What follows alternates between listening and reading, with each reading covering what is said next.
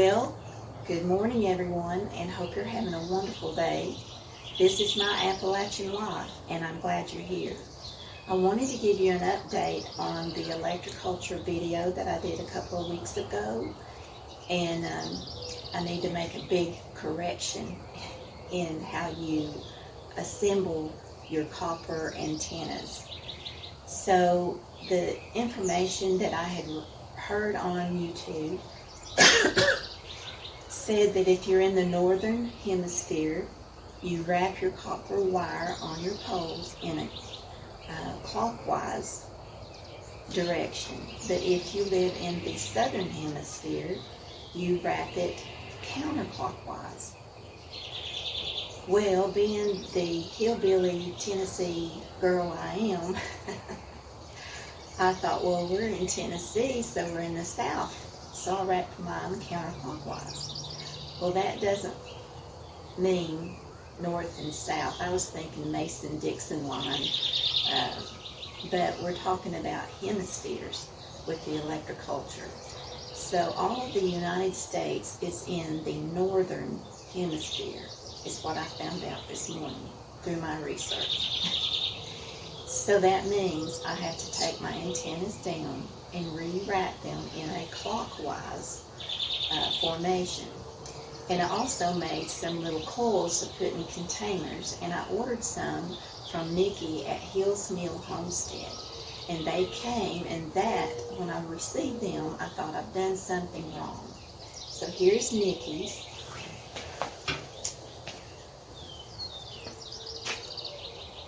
And you see how this is the bottom, the short end is the bottom, and he comes up and he starts wrapping toward the right. That is a clockwise formation. And then he has a longer end at the top, and it's looped a little bit on the top, and the bottom has a little loop in it too. So that made me think I've done something wrong. Here's the one I made before I received Mickey's. I just took it out of the dirt, so it's a little dirty. But here I had put a little loop on the bottom end. But if you look, I started up and started wrapping around to the left and around in a counterclockwise formation. So I'm going to undo this spring, just pull it out and straighten it out again, and I'm going to rewrap it in a clockwise. Now it's best to use gloves when you're working with the wire. I don't have my gloves on right now, but I've got this old towel out here. So I just take it and pull it through here.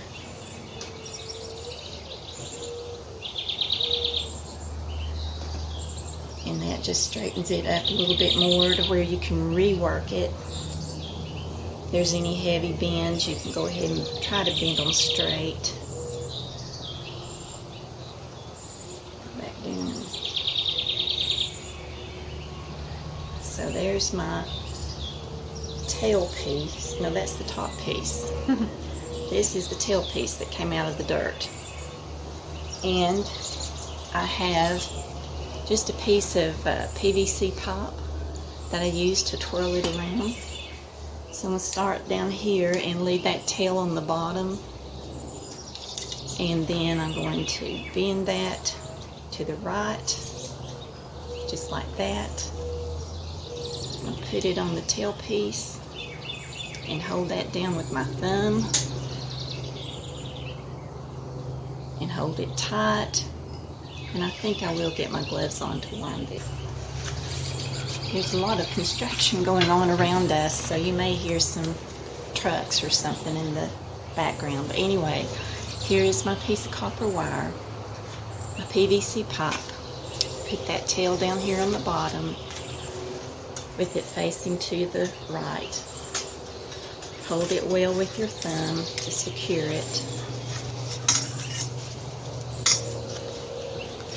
And then you just start wrapping. And it's recommended that you have at least 7 to 9 loops around. 3,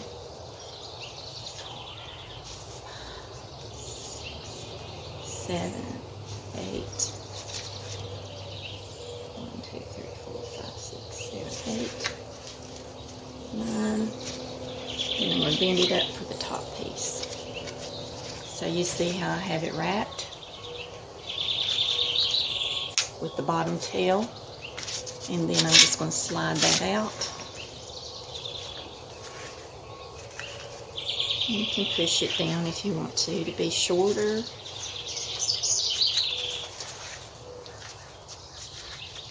But there is my new spiral. But I like to bring them up to make it a little bit taller, not too bad. You want those coils to be fairly evenly spaced in there. So I'm going to put this one back in my potted plant that I had it. This is the pod of Puerto Rican oregano or Cuban oregano. It goes by both names, but I love it. It smells so sweet. And this is where I took this copper coil out of. So I'm going to put it back in there and put it on the south side of the plant, which is right there. So now it's in the right direction, so maybe we'll see the benefits from it. Okay, well, I'm headed back to the garden this morning before it starts getting too hot, and I've got some all-purpose fertilizer yesterday, 10-10-10, and I'm going to fertilize the potatoes and everything I've got in the garden. It's been almost 2 weeks that I've had everything planted, so I'm going to go ahead and put some fertilizer on them. And I want to reseed my bushel gourds, because out of 6 seeds I planted, only 1 has come up. And I don't know if the seed was bad or the birds got the seed, but anyway, I want more than 1 plant, so I'm going to reseed some more of that, and hopefully they'll come up. But we'll talk to you guys later. One more thing I thought I would mention. I've been looking for dill to plant this year in my herb garden, and I just haven't been able to find it anywhere. But when I was at Walmart yesterday, they had these 2 pots, and they were the only 2 pots they had left. And I'll put a picture in here to show you what they looked like, but they were half dead, dry as a bone. So I asked the little guy at the register there at the garden center if they would discount those for me, since they were half dead already. But he said he couldn't do it. The manager had to. So I asked him to call the manager, and he said the manager wasn't there that day. So I went ahead and bought them. $5 a pot. Things are getting expensive. But I brought them home and cut all the dead leaves off of them and set them in this pan of water so they could just soak up water in the pots. And hopefully they will revive, and I'll put the Electro-Culture coil on them once I get them set out, and maybe they'll perk up and take off.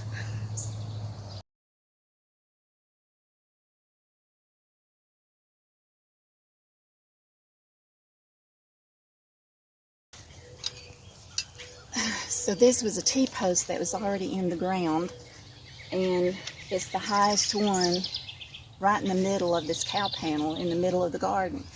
So I had decided to wrap it in copper wire and make an antenna out of it. So I've just stuck some of the wire way down in the ground here on the north side, and I had it wrapped counterclockwise. So I just unwrapped it, and I'm in the process of wrapping it clockwise, because we are in the northern hemisphere here in Tennessee. Also, Joe was asking me what this was, and it's pantyhose, and I'm using that. That's another tip I learned from, I think it was Deep South Homestead, Danny and Wanda King, for static electricity. So I need all the help I can get. So I strung some pantyhose randomly on my 3 rows of cattle panel. So here I am winding this back up.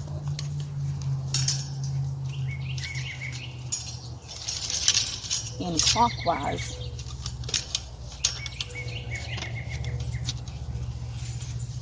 I'm pulling it tight.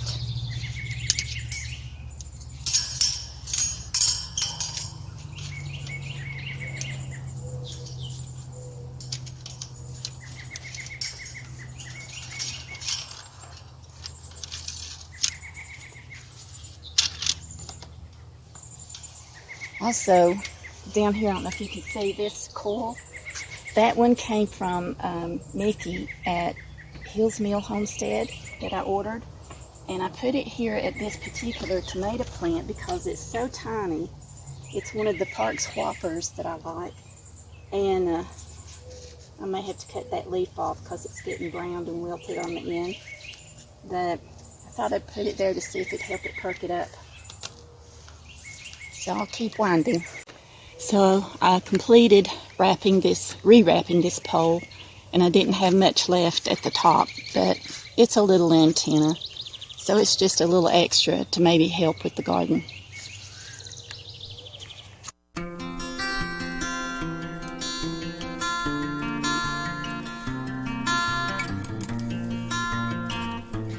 This is pickling cucumbers, and I put one of Mr. Mickey's copper coils there, and I think I'm going to make some extra coils to put throughout my rows of tomatoes, peppers,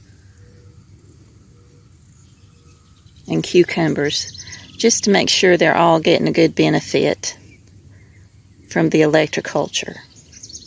I'll space them out about 3 feet apart. There's a pepper growing already on that plant. These are the hot wax peppers, banana peppers. This is the Juliet tomato, and there's already a tomato on there, or it looks like 3. And down here's a sucker, and I'm going to clip that off with my finger.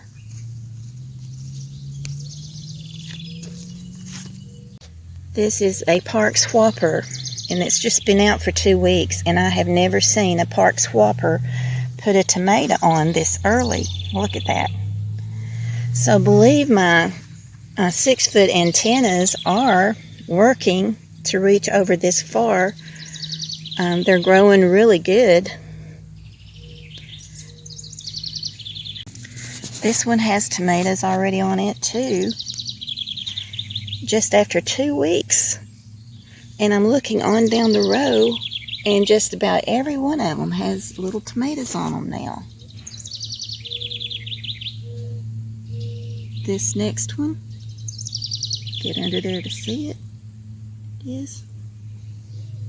Usually after 2 weeks they're just starting to bloom.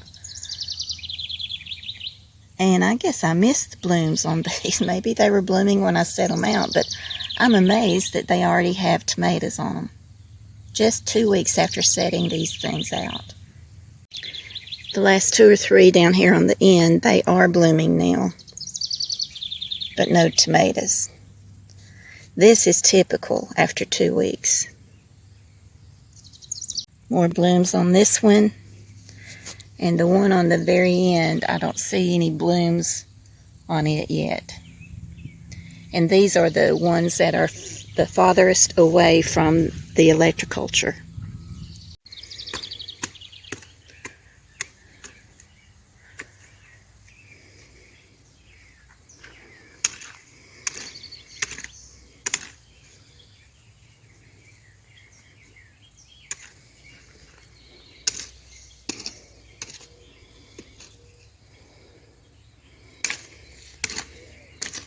Give me a cup of coffee. We worked in the garden, and You worked in the garden. I healed up a row of potatoes, and Joe did the next one. Go ahead and say what you want to say about that. If I do that, you'll fire me. No, I won't. Yes, you will. I was trying to get Joe to do it right. And I did it perfect. And you got to get out with your hoe and bring the dirt up and on top of those green tops. You got to try to cover as much of the green as you can. And he was just getting it close to the hill and bringing it up. And then when he released it, it went over the other side. And it wasn't covering the greens. So I was trying to instruct him, and he's laughing at me the whole time. Well, it deserved a lot of laughter. Right? Oh, not in my book. I wanted you to listen to me. Joe's having the rest of his coffee, and I've already had my limit, so I'm on my kefir water now. I'm just getting going good on mine. I can't drink coffee after getting hot.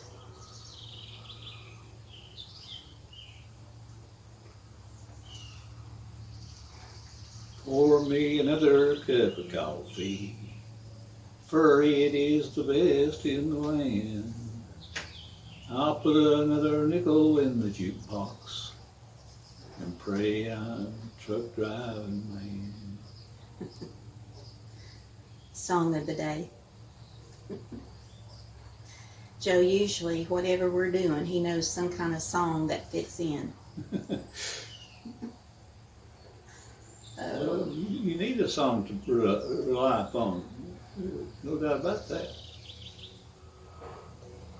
And Joe's sister Linda has written down stories that she remembers of events happening when they grew up over in the hills of Southwest Virginia. And there's one story that's so much like Joe, he's still like that today. You have to watch him. Yeah, I'm very, very observant when it comes to something like that. But where they grew up, it was just a small schoolhouse. And I think it had 2 rooms in it. No, it was a 4-room building. It's like a square. How many grades was in it all the way? 6. 6 grades in that 4-room building. And one year you and Linda happened to be in the same room. You're in different grades, but you're in the same room, right? Yeah, correct. And they had outdoor toilets. Yeah, the fine. Anybody that believes in looking at their situation and doesn't see the plus,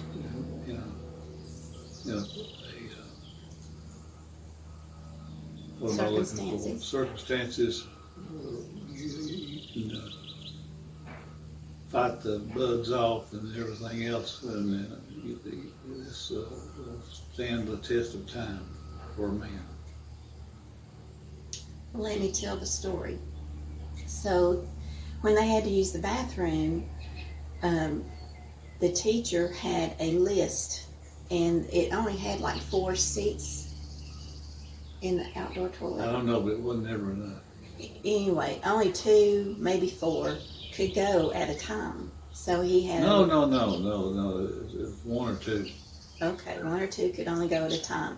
And you had to write your name on the bathroom list so they could keep up with who's in the bathroom and when the next person could go.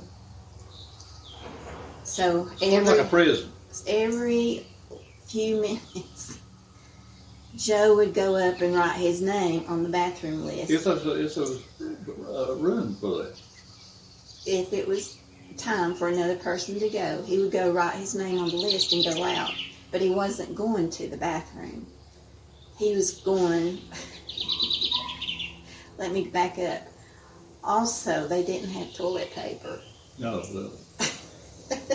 That's why I said this has been a energy saving thing, and They didn't have toilet paper in the outdoor toilets. So they would get a piece of scrap paper out of the trash can to take or a with them. Sears and Roebuck catalog if someone brought one of those in. Okay.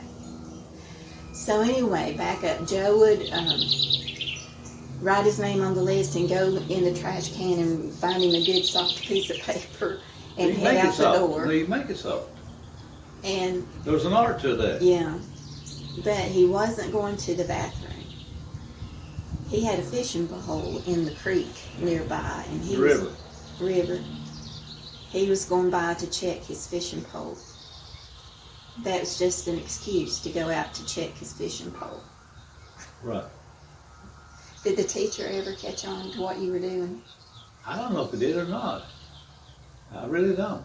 I think he didn't question it. He never did question it. He never did stop me and say, "Joe, stop going." He's sneaky. If there's a will, there's a way to get what Joe wants to do. There was a lot of salmon eggs, but I brought some salmon eggs. You know what those are? Okay, little like a Out of the creek. yeah, out of the creek. Well, you buy them. I mean, place for bait for Oh, yeah. fish. Mm-hmm. So you had to have that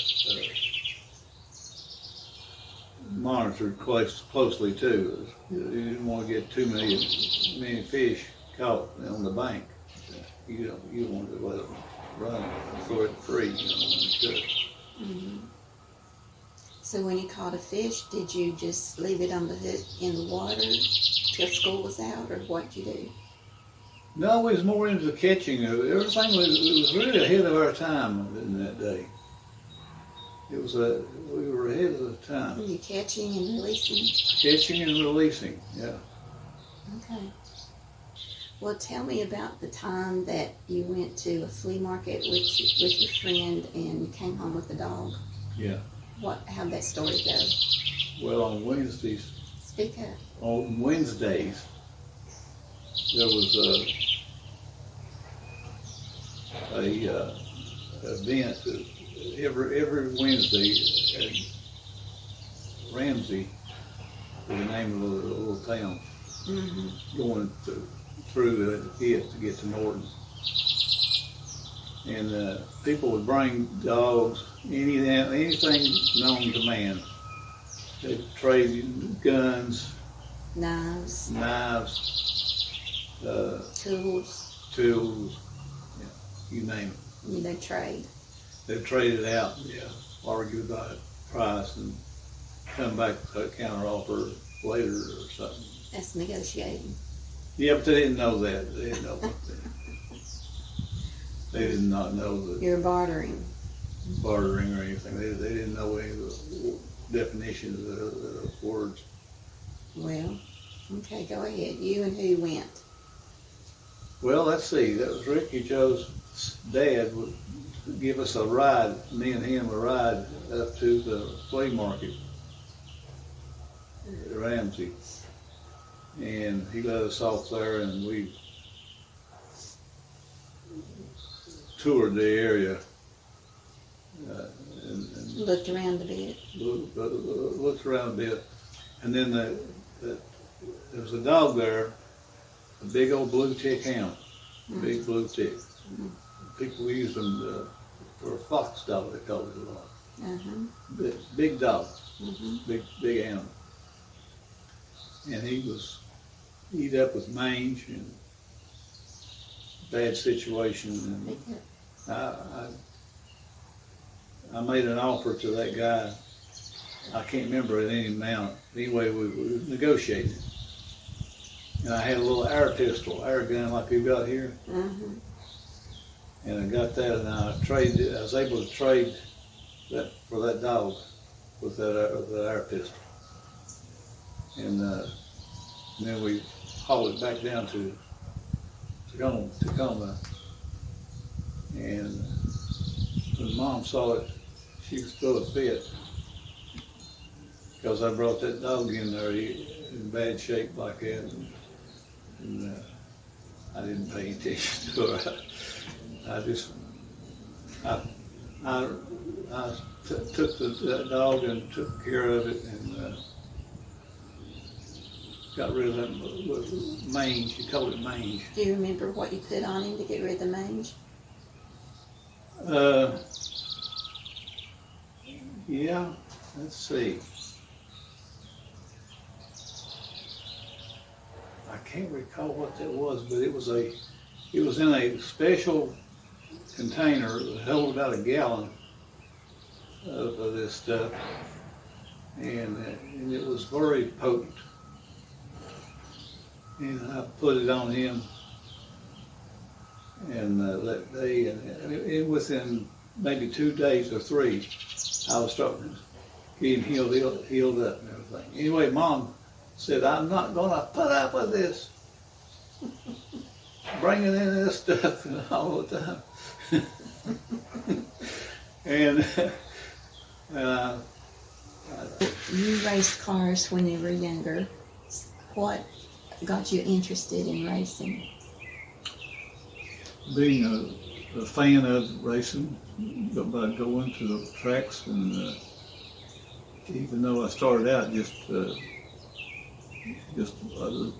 fan, observer, but then after I talked to the officer there that was driving that car, that's late model sportsman. When you were in the military? When I was an officer in the military. Yeah, I was not an officer. But I was an E4. But the officer was driving some kind of race car. Yeah, sportsman. That you knew. Yes. And so I got a couple of times opportunity to actually go down the infield inside the center of the track. And so you can see a lot better, you know. Mm-hmm. They actually didn't have a guardrail on most of that thing. It was just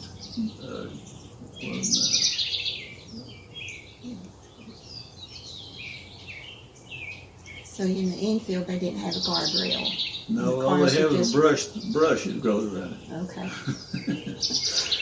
All right. So you helped him a little bit with his car. Yeah, but what's so funny about that is they had just the brush, and Was it a dirt track? it was a paved track. Okay. So when you got out of the military and came home, your dad helped you get a car? Yeah. What kind was it? Let's see. I got that.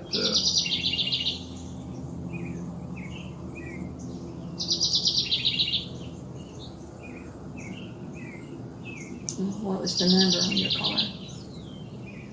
Well, it was a 3, and then we took painted the car, and I was leaving. Paint it red? Painted red, if you can see on that picture in there. Mm-hmm. And it was yellow. Oh. Was what was put on it, and 26 was the number on it. Oh, okay. That was your first one. That was the first one. So, Then I went and turned it into a 13.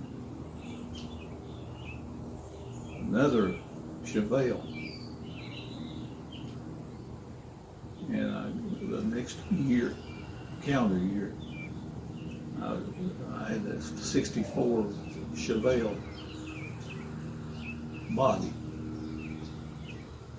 And then the next year was a 68 Chevelle.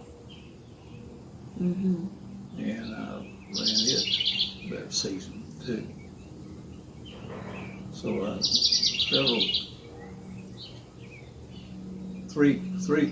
four cars was turned out. So you had a friend that sponsored you some, didn't you? Yeah, that's the fun. Bruce Funk. He died recently, along with 2 of his other brothers. Oh.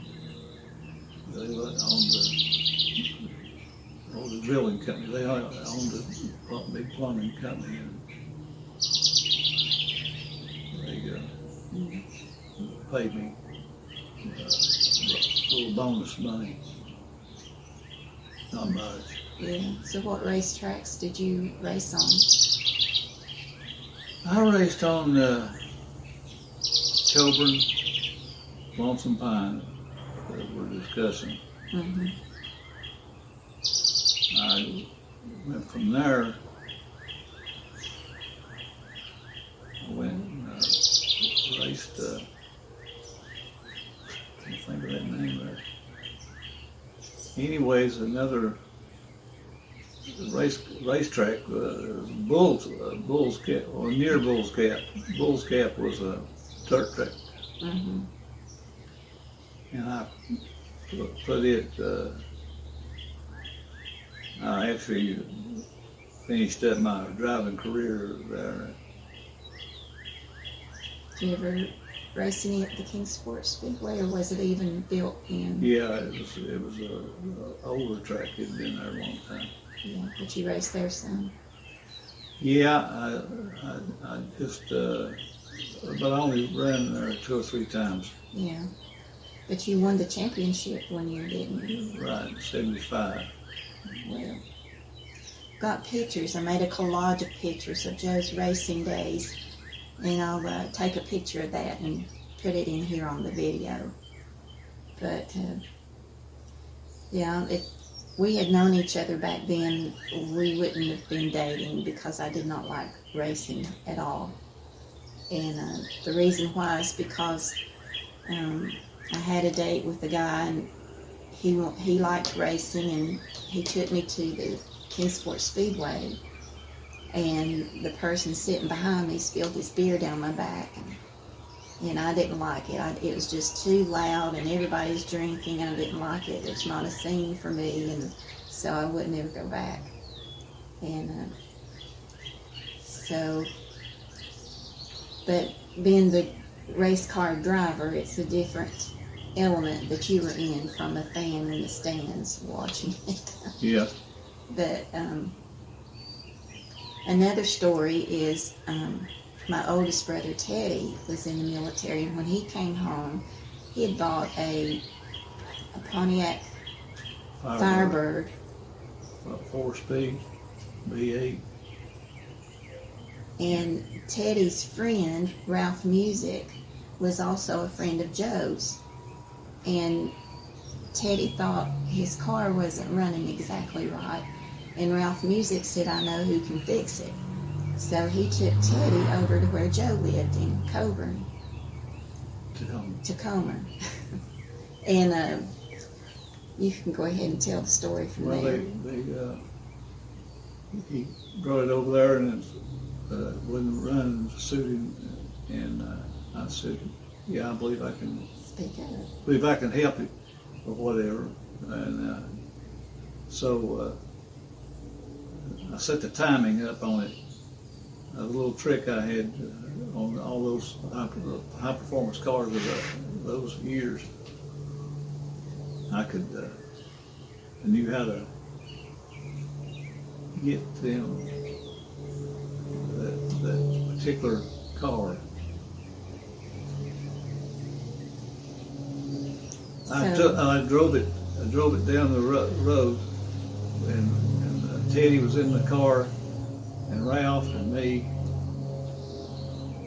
and I was came up. You were going through the gears, weren't you? I was going through the gears, and I got it just right. I stopped it a couple of times and got the timing, set the timing up. I set the timing as high as I could set it, as long as it didn't interfere with the performance of the car. And that's how I would do it. Mm-hmm. And that's all I had to do. And it made a difference in that car. I think Teddy was a little nervous about you driving his car, wasn't he? Yeah, that was a new car. Yeah. And you're driving pretty fast in it, weren't you? Yes. So what year was that, maybe? That would have been 70. 70. 70. I think 70. I was thinking. Well, 70, I was in the military in 70. Wait a minute, let's back up here. I was in the military in 70. And 72. I got out, got stopped.